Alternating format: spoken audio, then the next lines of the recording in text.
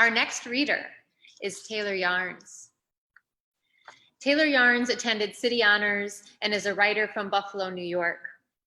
Her most recent claim to fame is being the first prize winner of the Pulitzer Center Fighting Words Poetry Contest. She is proud of, yet not limited by, her identity as a Black girl in America. She loves poetry, prose, music, green tea, large sweaters, thundering laughter, deafening cries, and all other magical things. As Theo describes, Taylor is very skilled at immersing us in other worlds within her poems, whisking us away to lands where we feel exactly what she has planned for us. And Allie writes, Taylor presents her grief and grievances in a way that feels familiar, like you're there, like you've been there before, and maybe you have, or maybe you just feel a kindred spirit in her words, and you want to know her as you know her poetry. Taylor asks crucial questions that demand no easy, stagnant answers. Like Taylor, her poems welcome you in with love and the expectation that you will be open to prodding. Like Taylor, her poems are not flat squares, confined by your expectations or hers. They are a spoon or a fork or a spork.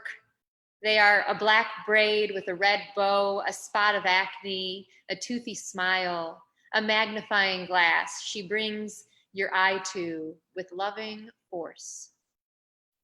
So let's welcome Taylor to the stage.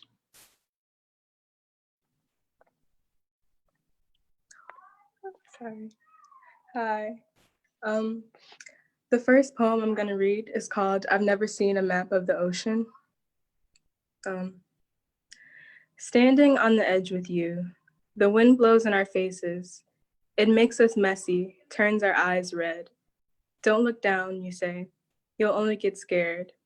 I don't say that with you, I'm always afraid. In the beginning of the story, we are lost. I ask you where you are going, and you tell me to close my eyes. You say that the best things come by surprise. You said that, you know. Birthday. Password to everything. To the phone you bought me when I was 15. You said I was too old not to have one. 6 months later, you threw it against the wall. After you leave, I put all of my love letters in an envelope, place them on the shore to be washed away. When it ends, I find comfort in knowing our love is still safe at the bottom of the ocean floor. But we are too young to be fossils. The next one is called I'm Sorry About the Tigers. I am sorry about the tigers, sorry. You know what happens when I drink. Also, I'm sorry about the tires too. Anyway, the tigers are dying because they are beautiful, and men cannot handle themselves around beautiful things. The tigers are dying because they just so happen to share their home with men, and the men wish to consume them because they don't know how else to love. The men want to own, to smother, to absorb. The men want to kill because only then can something really be yours, when you control it enough to kill it. To the tigers, I am sorry, because they did not ask to be so beautiful, and they did not ask to be so loved. I'm sorry, tigers, for how the men used you to fill an empty bottle with no bottom. I'm sorry you are the casualties of human desire. I'm sorry for the love because I know it feels like carnage. I know you did not ask to be so pretty that you'd get shut down and pinned to walls, beauty preserved forever in someone's trophy room. The next one is called The Dance. This is a dance that requires deep intuitive knowledge of the ebb and flow. When you stop, you must stop completely. And when you pick up, you must continue as though you never stopped. The key to doing it right is listening. Arch your back, place your right paw forward, and move with the intention of creating strain. Let it all run out of you. stretched out like an unfortunate black cat. All right. The next one is like, doesn't really have a title. So it's like, that girl is pretty because she is small and white, an A4 piece of paper.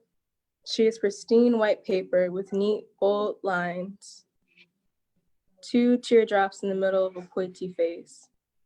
She is pretty because she strikes you, kind of like a slap in the face, or jumping in cold water.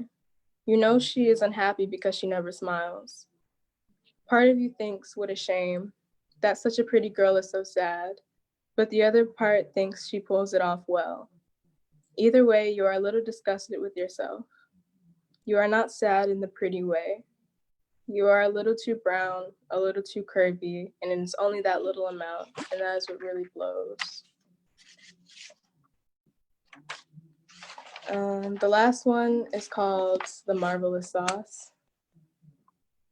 In this house I built for us, out of the warm, sweet smells of home, we are never short of ingredients. When I have the onion, you bring the garlic, and when I forget the spice, it does not matter because you keep extra for emergencies such as these. Together, we make the perfect soup or stew or chowder, whichever you prefer. I'm more than willing to compromise, as long as it has tomatoes as red as my cheeks when you look my way over the stove. Okay, that's it.